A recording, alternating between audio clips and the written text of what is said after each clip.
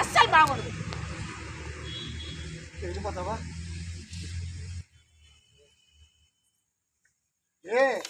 వెళ్ళిపోతాను. నువ్వు ఆ కిటికీ దగ్గరికి వెళ్ళి నిలబడు, చూస్తూ ఉండు.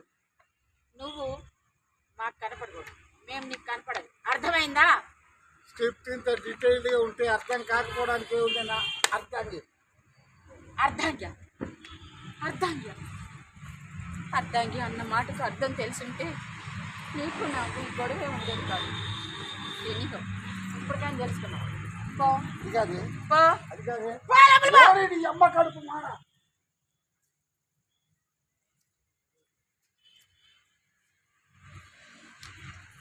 నిన్ను చూడక నేనుండలేను, నిన్ను చూడక నేనుండలేను. Thank you, thank you, thank you Pramila, thank you so much. ఒక్క నిమిషం. నేను ఎక్కడ పుట్టాను, ఎలా పెరిగానో నాకు తెలుసు. అలాగే మీకు తెలుసు. ప్రతి మనిషి జీవితాన్ని, ఈ నుదుటి తలరాతని ఆ బ్రహ్మదేవుడు ముందే రాసి ఉంచుతాడని నా నమ్మకం. ఇది నా నమ్మకం. ఈ నమ్మకం మీకున్నారని లేదు. ఆ దేవుడు నాకు ఇలాంటి రాత ఎందుకు రాశాడో తెలియదు. ఆ తెలియని విషయాన్ని తెలుసుకోవాలని ప్రయత్నిస్తూనే ఉన్నాను. సమాధానమే దొరకలేదు కదా. ప్రయత్నించడం మానుకోలేదు. నా ప్రశ్నలకు సరైన సమాధానాలు చెప్పాలి మీరు. తప్పకుండా చెప్తాను. మీకు నా మీద ఉన్నది ప్రేమ, సానుభూతి. ఎందుకలా అడిగా? ఆలోచించి అడిగాను. సరైన సమాధానం చెప్పండి. ప్రమిళ, నువ్వంటే నాకు ప్రేమ, అభిమానం. ఏంటండి మీరు? మనది ప్రేమించుకునే వయసు కాదే. మీ సమాధానం సరిగ్గా లేదు. ఆఫ్ కోర్స్, సానుభూతి అనుకో. మరి ప్రేమ అని అబద్ధం ఎందుకు చెప్పారు? చెప్తే తప్పేముంది? నా సానుభూతిలో కూడా ప్రేమ ఉంది కదా. అది ప్రేమ కాదండి, జాతి. అయ్యో పాపం అనే స్పందన. మీకు సమస్య ఉంది. అదేమిటి? నా భార్య ఆవిడ నన్ను సరిగ్గా అర్థం చేసుకోలేదు.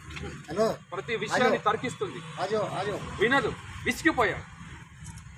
ప్రసాద్తో ఉన్న స్నేహం వల్ల మీ గురించి తెలిసింది.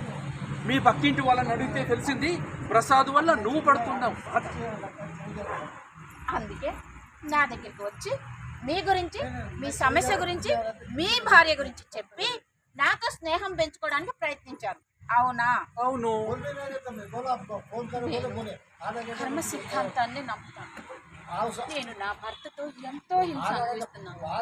నాకు ఎంత బాధ ఉన్నా ఇంకొకరితో వెళ్ళిపోవాలని కానీ, మరొకరితో సంబంధం పెట్టుకోవాలని కానీ అనిపించలేదు. ఓకే, ఇప్పుడు అనిపించింది అనుకో, నేను మీతో వచ్చేస్తాను. నన్ను ఎలా చూసుకుంటావు? ప్రమిళ, నేను నా ప్రాణాలా చూసుకుంటాను ప్రమిళ. ఈ మాట ప్రసాద్ కూడా చాలాసార్లు అన్నాడే. వాడు వంచకుడు, ఆడదాని విలువ తెలియని మూర్ఖుడు. అతను మగాడే, నువ్వు మగాడివే. తేడా ఎలా తెలుస్తుంది నాకు? నేను అలాంటి వాడిని కాదు. ఆడదంటే గౌరవం ఉన్నవాడిని. అదే అదే నాకు అర్థం కావట్లేదు. చేసుకున్న దాన్నే గౌరవించలేకపోయాడు మగాడు. ఇక లేచొచ్చే దాన్ని ఎలా గౌరవిస్తారండి? అంటే అంటే నువ్వు ప్రసాద్తోనే ఉండడానికి నిర్ణయించుకున్నావా? అయిపోయింది. నేను మీతో వచ్చేస్తున్నాను అన్నాను కదా. మరి ఎందుకు ఈ అనుమానాలు? ఇంక ముందు నాకు జరగబోయే అవమానాలు ఈ అనుమానాలు కలిగిస్తున్నాయి. నీకు నీకు అవమానాలా? మనం సమాజంలో అక్కడ మనకి గౌరవం లేకపోతే మనశ్శాంతి ఎలా కలుగుతుంది ధనంజయ? మనం కలిసి కాపురం పెట్టాక మీ భార్య మనకి సమస్య కాదా? అలా తిక్క తిక్కగా మాట్లాడక ప్రమిళ, నీకు మనశ్శాంతి ఉండదు. మనసా? అది మలినేమయ్యాకే కదా మరొకరితో సంబంధం పెట్టుకునేది. మనసు అనేది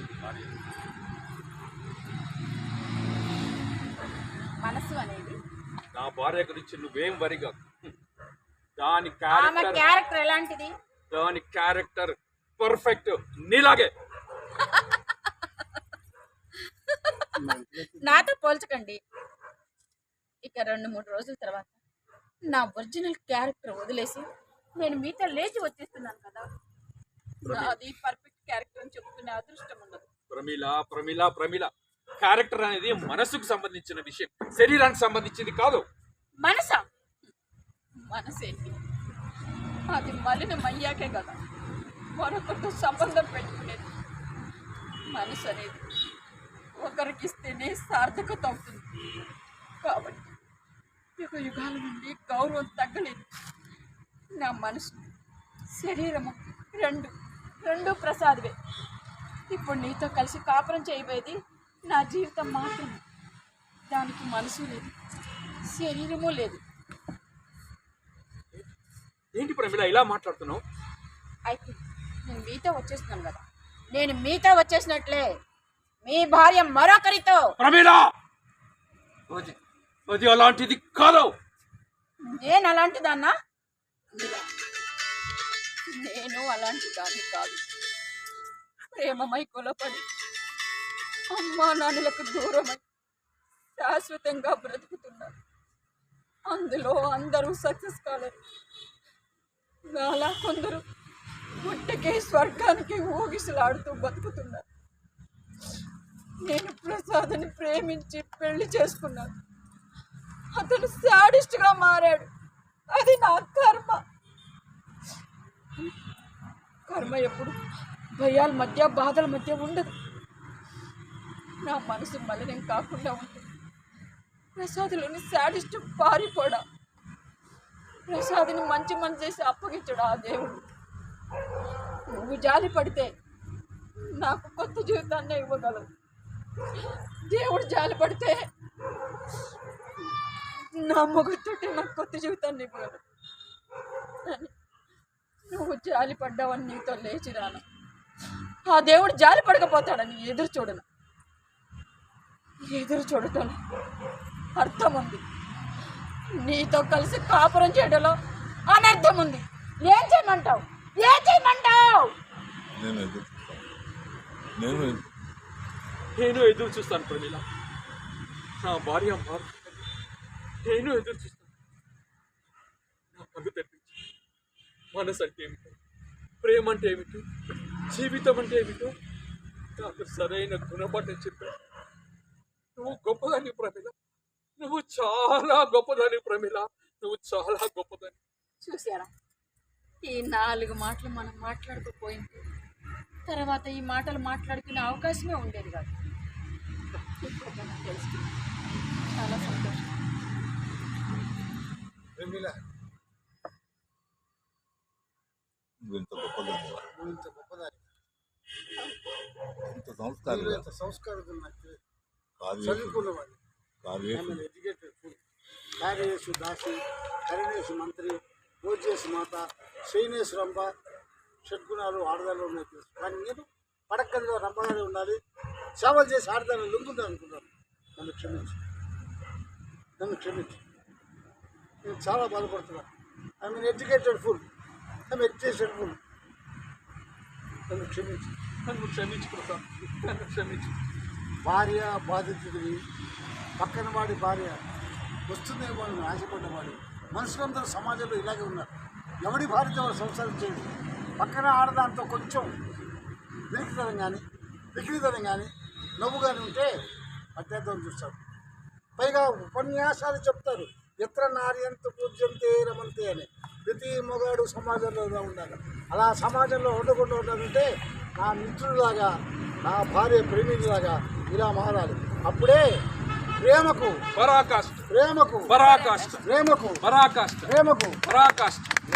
యత్ర నార్యంతు పూజ్యంతే తత్ర రమంతే సర్వదేవతా.